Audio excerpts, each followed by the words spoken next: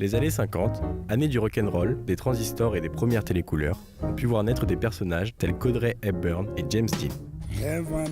Après les 30 Glorieuses, la société va subir de profonds changements structurels. Les années 50 vont voir apparaître de nombreuses icônes modernes au travers de films, de musique, de faits politiques, donnant naissance à des mouvements stylistiques que l'on retrouve encore aujourd'hui. Au cours de la Seconde Guerre mondiale, la quasi-totalité des maisons de couture ont arrêté leur activité. Attention, les maisons de couture parisiennes, j'entends bien. Les années 50 soulignent donc une évolution pour la femme, puisqu'en 1947, c'est Christian Dior qui fait son premier défilé. Ce premier défilé amène le mouvement dit le mouvement New Look. Il redéfinit ainsi la femme dans une conception qui est bien plus moderne. Aujourd'hui, on pense au tailleur de Yves Saint Laurent, c'est-à-dire le fameux tailleur où les jambes sont ouvertes, en tout cas à découvert. Les épaules sont arrondies et la poitrine haute. Donc en fait, l'arrivée de Yves Saint Laurent avec son premier tailleur définit à ce moment-là les femmes telles qu'on les connaît aujourd'hui, la femme moderne. La Fureur de vivre et L'équipée sauvage, certainement les deux films les plus mythiques des années 50, ont totalement redéfini les codes vestimentaires des hommes de l'époque à travers l'image qu'ils ont pu véhiculer. Ok, alors le cinéma dans les années 50, il faut savoir qu'il y a vraiment un nouveau pôle de cinéma qui se développe à ce moment-là. Les Américains débarquent en France, ils finissent la Seconde Guerre mondiale, et ils apportent avec eux tout leur mode de vie et donc également leur cinéma, qui était très différent du cinéma que nous on faisait à l'époque, dans les années 40 et 30, qui était un cinéma un peu vieillot, un peu lent, un peu tout ça. Et pendant à peu près 5-6 ans va s'installer véritablement la liste noire qui va empêcher de nombreux scénaristes, de nombreux réalisateurs de faire leurs films, ce qui va vraiment pourrir l'univers cinématographique pendant une bonne partie du moment. Vraiment les films phares du coup de cette période, pour moi ça reste Spartacus, ça reste Exodus, qui vont finir en fait cette période de la liste noire, qui vont mettre un terme à cette période-là. C'est vraiment une période charnière en fait entre l'ancien Hollywood, l'ancien mode de vie et l'ancien cinéma qu'on faisait dans la première moitié du XXe siècle, et le nouveau mode de cinéma qui va avoir lieu beaucoup plus américain et qui persévère encore aujourd'hui dans une certaine manière. Donc pour moi, le cinéma des années 50, c'est un tournant. Le rock'n'roll et James Dean rendent le blue jean populaire. Des blousons en cuir aux chemises blanches cintrées, des grandes lunettes de soleil au rouge à lèvres pour les filles. La mode des années 50 est très élégante, gracieuse, chic et féminine. Alors, je m'appelle Foxy, je suis maquilleuse, coiffeuse de métier et la responsable de cette boutique chez Poupoule. Alors, j'ai ouvert ce magasin parce que j'en avais un peu marre de travailler dans le cinéma et la mode. Voilà, au niveau de la disponibilité, c'était plus très pratique pour moi. Et j'avais deux activités. En fait, je chine depuis que je suis très jeune. Je faisais beaucoup de brocantes, beaucoup de choses, et j'ai ouvert le magasin pour réunir en fait les deux activités. Voilà, maquillage, coiffure et la vente de vêtements.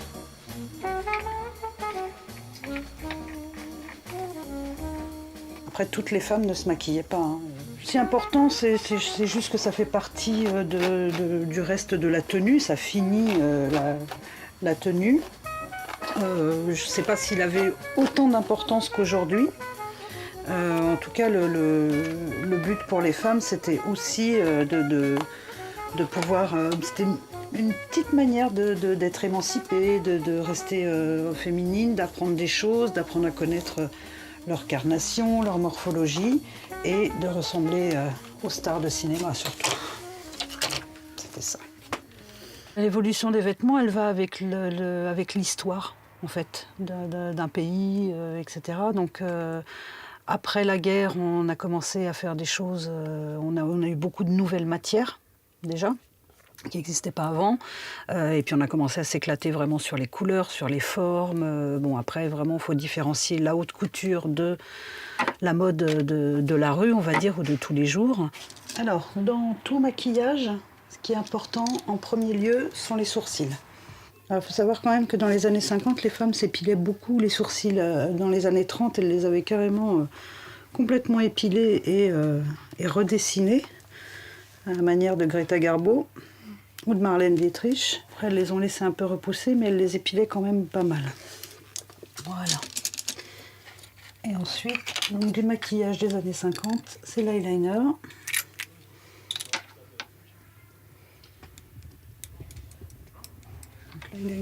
va aller le poser à la racine des cils. Alors ferme les yeux. Et ensuite, on va aller étirer l'œil pour donner cette impression d'œil de chat. Donc on va faire une petite biquette. Après, c'est aussi dans la couleur du rouge à lèvres. Les années 50, c'est vraiment un rouge à lèvres très très rouge. Voilà, qui est super flashy, qui se voit, qui est comme une cerise qui donne envie, en fait. Christian Dior a été quand même quelqu'un qui a transformé la mode pour les femmes, en haute couture, je parle.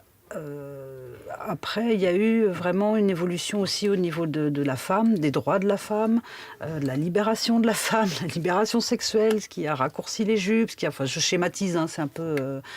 Voilà, dans les années 50, on mettait en valeur la poitrine, les hanches, la taille fine, etc. Aujourd'hui, c'est un peu tout le monde sur le même moule, droit, passe-partout.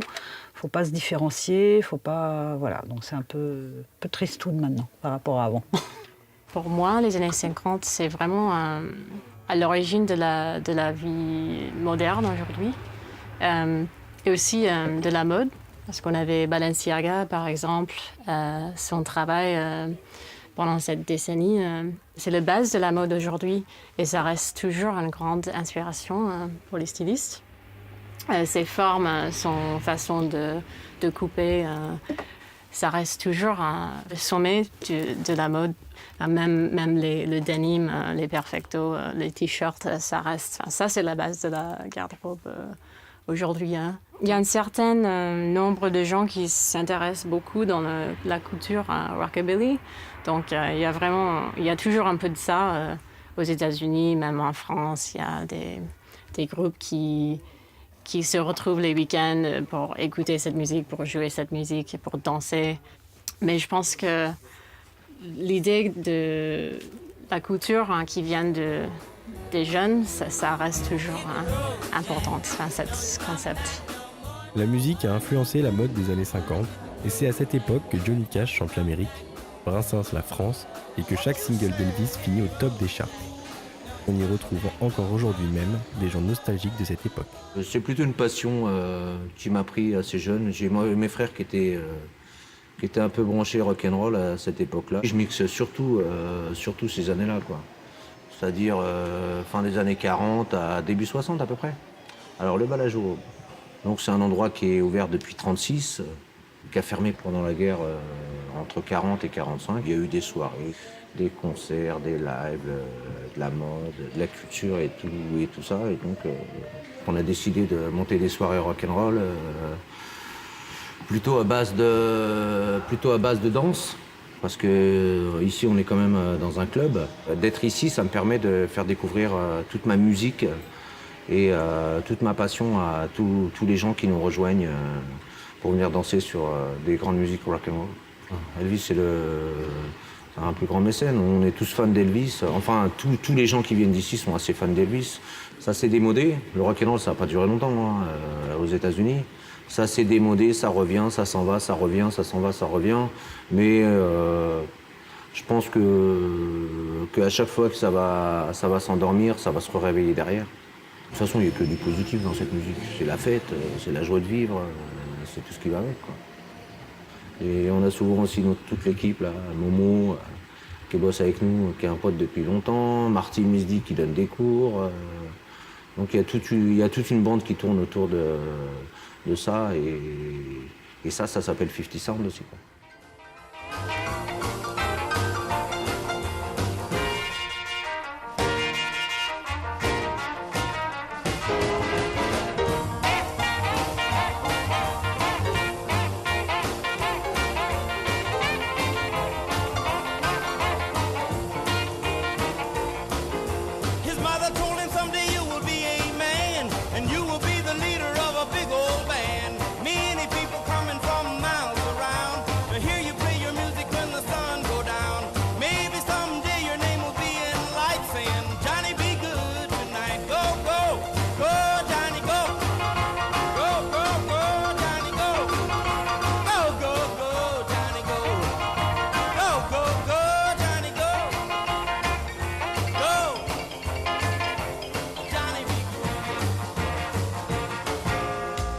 Alors, moi, je suis Miss Di. Et moi, c'est Marty. Voilà, et on donne tous les deux le cours de danse au Balajo. Donc nous, on a un style vraiment à l'ancienne, comme on appelle. Si on veut vraiment donner un nom sur ce qu'on enseigne, c'est le rockabilly jive. C'est vraiment le rock comme ça se dansait dans les années 50. C'est un rock vraiment basé sur l'écoute de la musique et très fun. Vous allez souvent voir des gens qui sont lookés aussi parce que c'est des gens qui aiment bien la musique et la culture de la musique avant tout, et ensuite ça les conduit à la danse, et nous c'est aussi ça qui fait qu'on aime cette danse. Déjà tous les deux on danse depuis qu'on est petit et on écoute cette musique, du coup la musique nous a amenés à la danse, et le Balajo c'est un lieu mythique, on s'est retrouvés là tous les deux et on a eu un super feeling pour danser, et c'est vrai que après moi personnellement j'ai trouvé à Paris une petite famille, la 50s comme on peut dire, et donc moi c'est comme ça que je me suis retrouvée ici, en fait. Et c'est vraiment incroyable de pouvoir retrouver des gens qui ont la même passion. Et c'est vrai qu'on a un style qui est complètement vraiment d'époque. Donc moi, j'ai vraiment baigné dedans. Je voulais vraiment être dans le milieu rock'n'roll.